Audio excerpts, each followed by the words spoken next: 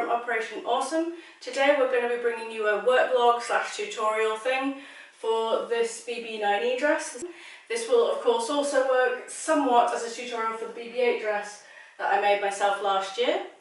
So without further ado, let's get into it. To start with, I'm using two single fitted bed sheets in black. I'm then going to use a seam unpicker to go around the edge and unpick all of the sides and get the elastic out. Next, lay your fabric out flat and fold it in half, then fold it in half again. Tie one end of a piece of string or thread to a pin and measure the length of the radius of your waist plus the length you want the skirt to be and another centimetre and a half for hemming.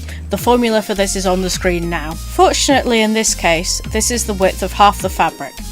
Tie a chalk pencil to the other end of this string, put the pin in the corner where the centre of both folds meet and use it to draw a quarter circle onto your fabric. Next, shorten your string so it's the length of the radius of your waist minus 1 centimetre for hemming, and use this to draw a smaller quarter circle inside the first one. Now cut along both these lines and unfold, and you should have a seamless circle skirt. Next, we're going to use the bodice pattern from Burda Young 5776, but with a modification to the neckline to make it higher and rounder. Don't forget to place the front piece on the fold, as well as marking bust darts. We're not modifying the back piece, just trace and cut it as normal. The sleeve patterns are from Butterick Making History 6630. Trace and cut 2 sleeves and sleeve stays, marking on all gather and pleat points for later. Then trace and cut 2 cuffs. Create neck facings by tracing the neckline and extending it down about 2 inches. Copy this onto some lightweight interfacing and iron it on, covering with a tea towel to protect your iron from the adhesive. Copy one of the cuffs onto your interfacing, then fold it in half lengthways and cut along the fold to make 2 halves. Now iron one half onto each cuff, with one long rough edge aligned for each. Following the marking on the pattern, pin in each bust dart on the front of the bodice, then sew it down. Pin the front piece to the back pieces at the shoulders and sides, pinning the darts down towards the waist. Then sew the bodice together, finishing seams with a zigzag stitch. Pin the facings together at the shoulders, and then sew these together. Pin the facings to the neck of the bodice, matching shoulder seams and centre fold. Sew the facing to the bodice, clipping the seam allowance at the curves. Pin the skirt to the waist of the bodice. I find it easiest to pin opposite sides to the seams and then ease the rest in. Then sew the skirt to the bodice, being careful to avoid kinks. Now is a good time to try on the dress and check the fit. You may need to take it in at the waist or shoulders depending on your body type. In this case, I needed to adjust the shoulders, which I've marked with pins. I then re-sewed them, adjusting so the facings still matched. Place pins on the sleeves where the markings on the pattern note gather lines. Sew an unsecured gathering stitch in the seam allowance between these points on your widest stitch setting. Then pin each sleeve together along the underarm and sew each sleeve together. Pin the sleeve into the armhole, pulling the bobbin ends of the gathering stitch to ease it in. Then sew the sleeve into the armhole. On the stay, mark the gathering points and pin in the pleats. Sew a gathering stitch along the seam allowance of the cuff and sew the stay together. Now, pin the stay into the sleeve, adjusting the pleats to fit. Sew the stay into the armhole inside the sleeve. Fold the cuff in half lengthways around the interfacing and pin bias binding along the folded edge. Sew it on with a zigzag stitch. Then fold the bias tape over to cover it and sew it down with a straight stitch. Pin together the 2 short ends and sew together into a hoop.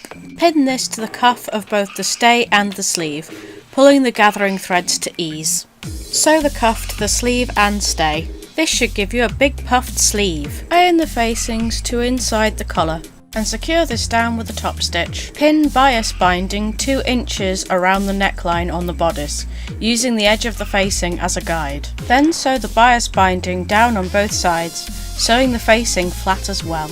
Pin more bias binding along the bottom of the bodice along the waist seam. Then sew this down on both sides. I lost the footage of me adding the zip in, but once it is in, you should check for fit once again and let the dress hang for a day or 2, and then we can start on the skirt details. To draw the guides for the skirt details, you'll need a ruler, either a compass or a guide like this one, with an outer radius of 13.5 centimeters and an inner radius of 7.5 centimeters, a side plate, and a dinner plate.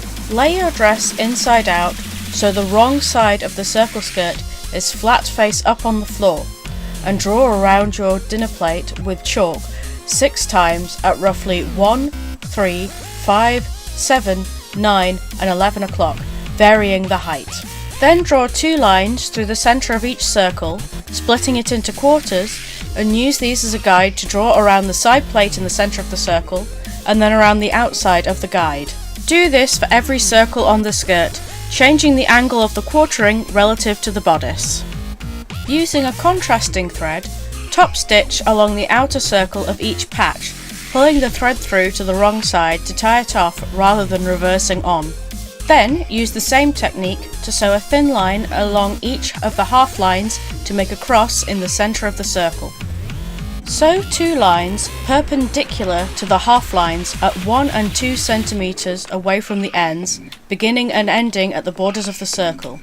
Use your sewing foot as a guide. Now we're going to sew the grille.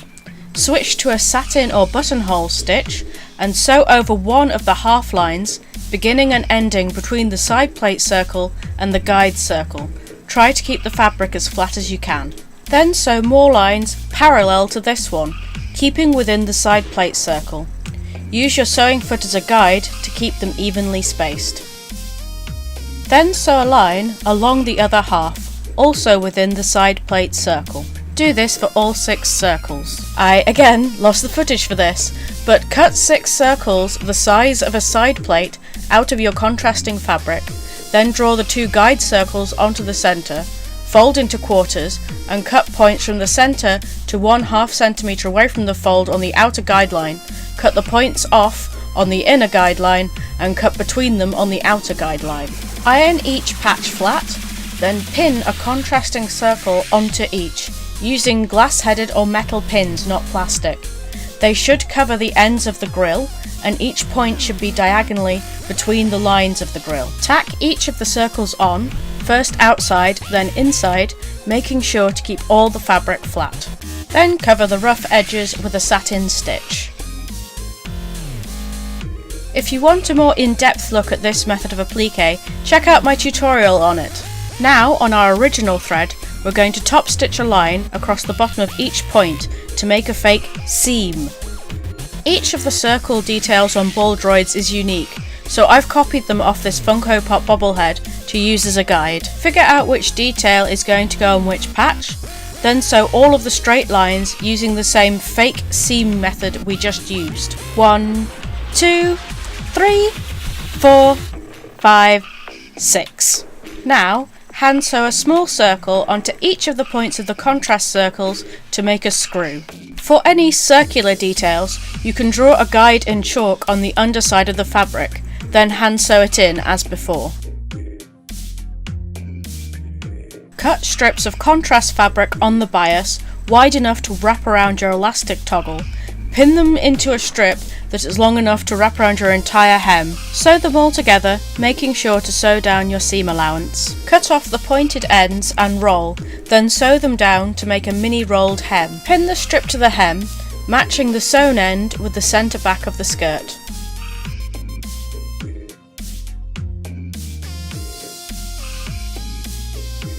Then sew this strip to the hem, folding over the end piece to make another mini rolled hem. Fold the strip down to make a casing, and sew the other end to the seam allowance. Then elasticate the hem with drawer elastic and a toggle. For a more in-depth look on how to do this, check out my bubble skirt tutorial.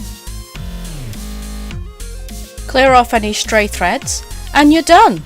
So that's how I make these dresses. I hope that was useful to people. If you have any questions, please leave them down in the comments, along with any suggestions for more tutorials you'd like to see us do. We're currently in the middle of sorting out our con season for the year. Definite so far are that I'm going to the Fables and Fiction Ball in March. We will also be going to Sci-Fi Scarborough in April, and we'll definitely be going to AmeCon at the end of July. And we've got panels booked for AmeCon, Cosplay Disasters, so we'd love to see you there. Please like and subscribe if you enjoyed these videos, and to make sure that you see those upcoming con vlogs, please ding the notification bell to make sure that you're notified when we get them up. And that's it for today. We'll see you in the next one. Bye! It was fun